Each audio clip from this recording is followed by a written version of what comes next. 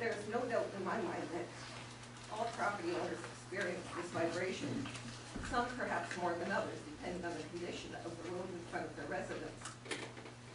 Since Emmett came to the conclusion that this could be an isolated concurrence, I would ask them how many property owners they spoke with to include such a comment in their report. I reviewed the report submitted by Emmett as well as material included in a session on quiet pavements, reducing noise and vibration at the 2006 annual conference of the Transportation Association of Canada in Charlottetown, Prince Edward Island. In this report, it stated that many transportation agencies do not have guidelines for the assessment of the potential impact of traffic-induced vibration. Many agencies may also lack experience in dealing with vibration complaints and with measures to mitigate the impact of traffic-induced vibration. It further stated that site-specific factors influencing vibration levels include the characteristics of the highway traffic flow and unevenness of pavement surface, and the vibration of these components can also contribute to the feeling of vibration inside a room. First consideration for removing the potential for ground-borne vibration is the maintenance of smooth pavement surfaces.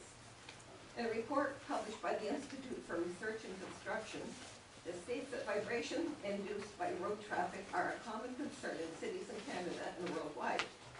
Like most vibration problems, traffic vibrations can be characterized by a source path receiver scenario in that vehicle contact with irregularities in the road surface. For example, potholes, cracks, and uneven manhole covers induces dynamic loads on the pavement.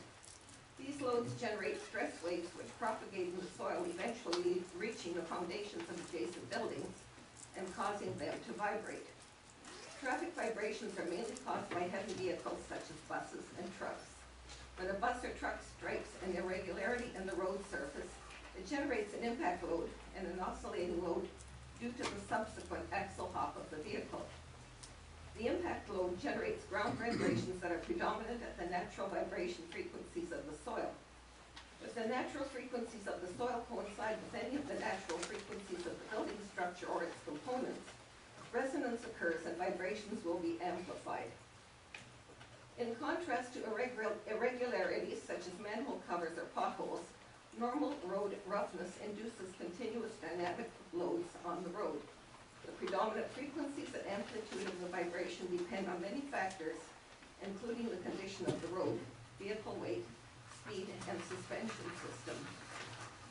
In a report from Central Federal Lands Highway Division, it states that sufficient data should be collected for at least 20 averages to achieve some statistical benefit, and that they should be recorded at the location and the time period the subject claims is worse, and that after 9 o'clock was not the worst. In a report entitled Traffic-Induced Building Vibrations in Montreal, it states that traffic vibration is mainly caused by heavy vehicles, buses, and trucks.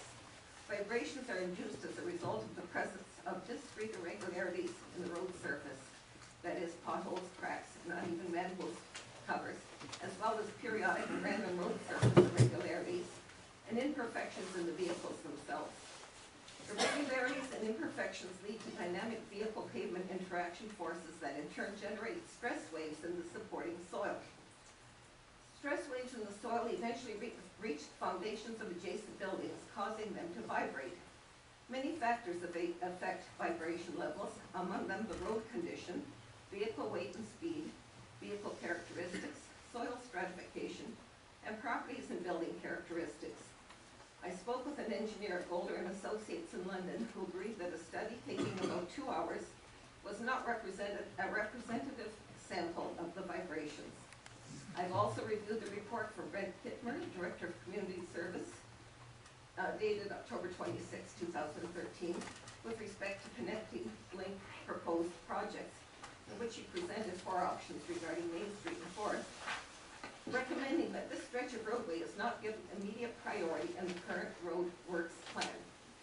In the road needs study dated February 2012, it appears that Main Street South appears in year 3. This is a problem that cannot simply be set aside to some future date. I understand that it is a problem for residents on King Street as well, and there's no doubt in my mind that mine is not an isolated situation. That doesn't even make sense. I respectfully request that council do what is required to rectify this problem as soon as possible and include it in the 2013 budget, not sometime in the future.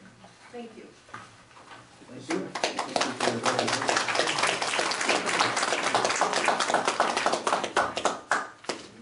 Did a lot of research. Mr. Mayor, I have to apologize, but I have to declare a conflict of pecuniary interest. I wasn't sure, I wasn't aware the entire stretch of Main Street South is going to be included in the delegation. I live on Main Street South as well, so I have to remove myself from this portion. Do you think I have to? I mean, it's, you did. No, I think It's yes, up. he does.